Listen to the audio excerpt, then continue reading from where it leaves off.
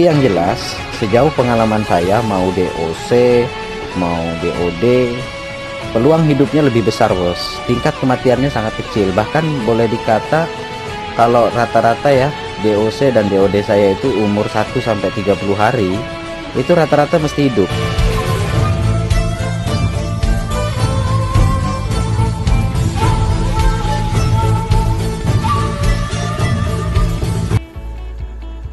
Assalamualaikum warahmatullahi wabarakatuh. Selamat pagi, salam sejahtera buat kita semua. Apa kabar bos? Balik lagi bakal peternak. Ini DOD yang baru netas kemarin, yang waktu kita buat video tentang bagaimana menetaskan telur bebek dengan cepat dan benar. Ini sebenarnya yang round kedua ini bos. Jadi di sini ada 3 tingkatan. Pertama entok, kemudian ada yang agak besar itu, dan yang ketiga itu yang kecil-kecil.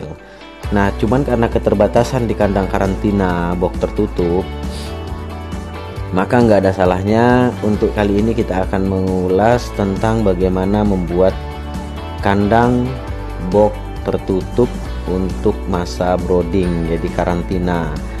Jadi karantina box tertutup ya.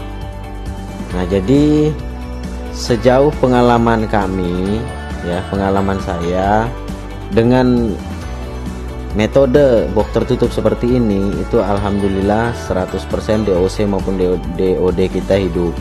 Nah ini DOD kita yang baru menetas kemarin bos, kurang lebih 30 ekoran lebih lah ya. Ini masih ada yang di mesin tetas yang belum keluar. Ini belum ada tempatnya bos, jadi nggak bisa juga disatuin di bawah, khawatirnya nanti malah desak-desakan mati ya, karena ini masih sangat rentan sekali, masih sangat perlu perhatian yang intensif. Jadi kita nggak bisa satuin dengan yang besar. Nah ini adalah box tertutup ya, atau kandang karantina di masa brooding ala versi bakal peternak ya. Tetapi terbukti bos, DOD maupun DOC kami, DOC saya itu 100% di usia 1 hari sampai 30 hari itu mesti hidup ya. Kenapa? Karena saya di video sebelumnya pernah juga bahas tentang bagaimana menekan tingkat kematian DOC ya di masa brooding. Itu salah satunya faktor yang paling penting itu adalah kandang box tertutup. Nah sekarang bagaimana cara membuatnya, nanti kita akan ulas step by stepnya bos ya. Ukurannya berapa yang ideal, karena bagaimana memanfaatkan lahan sempit. Karena ini kandang brooding ini bos, kandang karantina box tertutup ini tidak boleh terkena panas matahari langsung atau hujan. Jadi mesti di dalam ruangan atau di samping rumah ya, yang tidak terkena hujan. Ini kita sudah potong-potong kayunya. Kayu yang kita pakai adalah kalau untuk kayu pendukung dan utama kita samakan aja bos, karena kalau beda-beda kayu saya juga malah bingung nanti ya kan, karena kita nggak ada basis untuk tukang-tukang. Jadi ini murni saya sendiri yang desain dan buat. Ini kita pakai kayu 4 meter kali 4 meter, dan ukuran tingginya itu kita pakai 70 cm. Itu dikurangi kaki 20 cm. Jadi kalau umpamanya sampean mau pakai lebih dari kaki 20 cm ya monggo. Tapi untuk badan kandang itu, badan boxnya nanti adalah kurang lebih 50 cm, dan lebarnya ke sana itu adalah 160 cm ya. Dari pinggir luar sini sampai ke sana itu 160 kita pakai ukuran. Untuk kapasitas minimal kalau dari umur 1 hari sampai 30 hari itu untuk kapasitas sekitar 50 hingga 70 ekor bos. Oke, ini adalah lebarnya. Jadi lebarnya kalau disatuin rangkanya itu nemunya sekitar 60 cm untuk lebar ya. Untuk lebarnya itu nemunya sekitar 60 cm, berarti dikurangi lebar besar tiang itu ketemunya 60. Nah ini yang sudah kita rakit ya, kita rakit rangkanya udah jadi. Seperti yang saya bilang tadi di awal, kita menggunakan kayu 4 cm kali 4 cm, jadi 4 kali 4 ya. Nah ini sudah kita pasang semua untuk bodi. Nah ini untuk pemasangan berikutnya adalah dengan kawat. Nah biasanya saya menggunakan kawat ram seperti ini dengan ukuran 1/2 inci ya. 1/2 inci ini menurut saya ideal bos. Artinya gini, kalau umpamanya di awal dari umur 1 hari sampai 1 minggu, memang saya anjurkan sampean pakai alas koran ya kalau untuk DOC. Tapi kalau untuk DOD sebaiknya nggak usah, nggak apa-apa, karena DOD kan kakinya agak lebar-lebar, jadi nggak mungkin ini bos.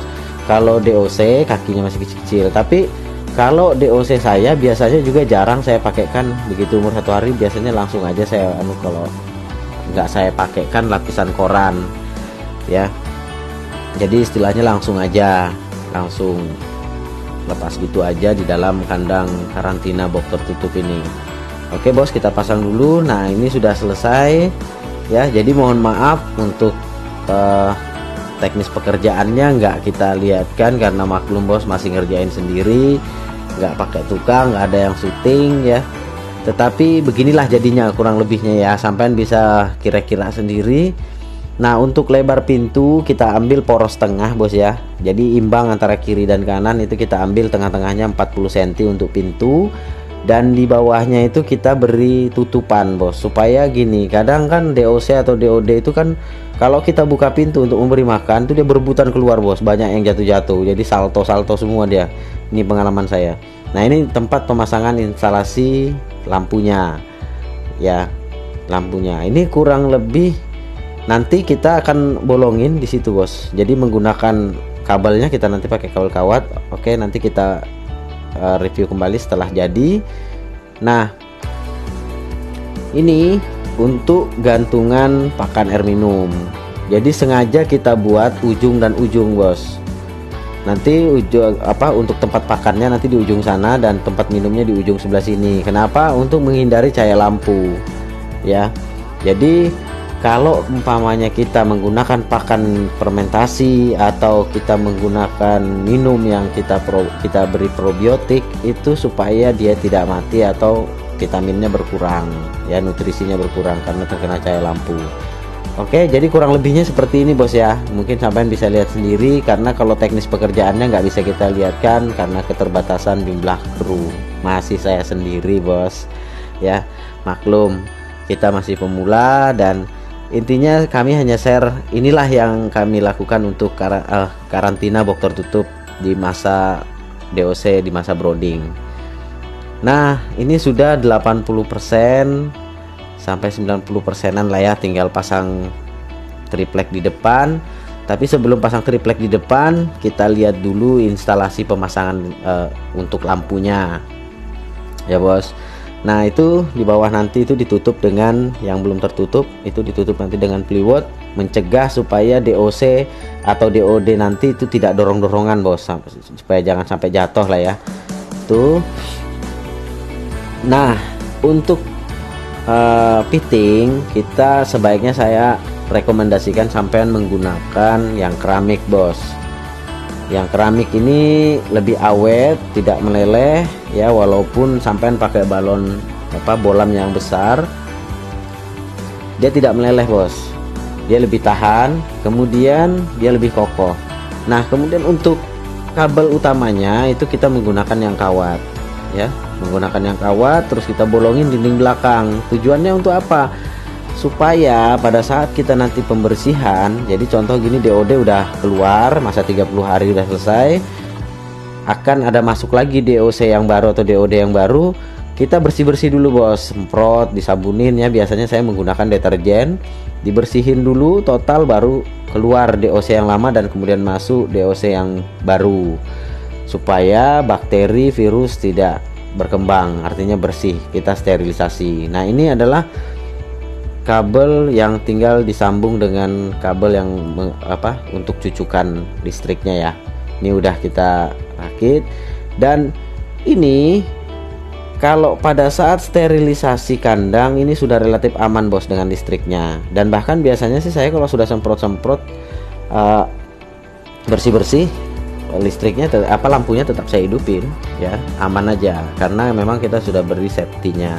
Nah ini nanti di bawah ditutup seperti saya bilang tadi, supaya DOC-nya tidak saling dorong-dorongan dan jatuh. Ini pengalaman yang sudah bos ya, pengalaman dari kandang-kandang yang sebelumnya. Dan di tutorial kali ini cara membuat box karantina kandang karantina box tertutup ini kita buat seperti itu desainnya. Semoga nanti sampean bisa lihat sendiri modelnya. Nah, ini nanti tinggal ditutup ya dengan triplek, udah selesai ya. Nah, jadi untuk selanjutnya kandang ini sebelum kita gunakan itu nanti sebaiknya bos disemprot dulu dengan air cuka atau dengan backlin untuk semprot disinfektannya ya. Boleh sampai pakai cuka saja atau pakai backlin. Nah, jadi kalau untuk seperti saya ulangin lagi, untuk DOD sampean kalau pakai kawat setengah inci gini nggak perlu pakai lapisan lagi, langsung aja. Tapi kalau untuk DOC sebaiknya lapis koran dulu bos, nanti setelah 1 minggu baru sampean buka. Nah, di sini saya menggunakan biasanya bolam yang 60 watt ya. Biasanya udah nggak usah ganti-ganti lagi karena apa, jaraknya cukup jauh. Kalau nggak salah ini tadi 54 cm ya jaraknya dari bolam, berarti sekitar 50 cm lah ke bawah. Berarti kalau kita gunakan yang 60 watt atau paling nggak yang 40 watt itu dia tidak kepanasan juga tidak kedinginan, berarti aman bos. Karena indikasinya kalau dia bergerombol menjauhi lampu berarti dia kepanasan, tapi kalau dia kumpul di bawah lampu ya, bergerombol di bawah lampu berarti dia kedinginan. Tapi sejauh pengalaman saya dengan jarak 50 cm atau 40 lebih lah ya kan, itu relatif netral, dia normal saja suhunya. Jadi walaupun sampai nggak usah ada yang ribet ya pakai sekian watt dulu sekian watt, saya nggak, dari awal dari dulu sampai kadang 40 watt, kalau putus saya pakai 40 watt, kalau ini ganti yang 60 watt. Jadi kurang lebihnya seperti itu bos. Ini dia penampakan yang udah jadi.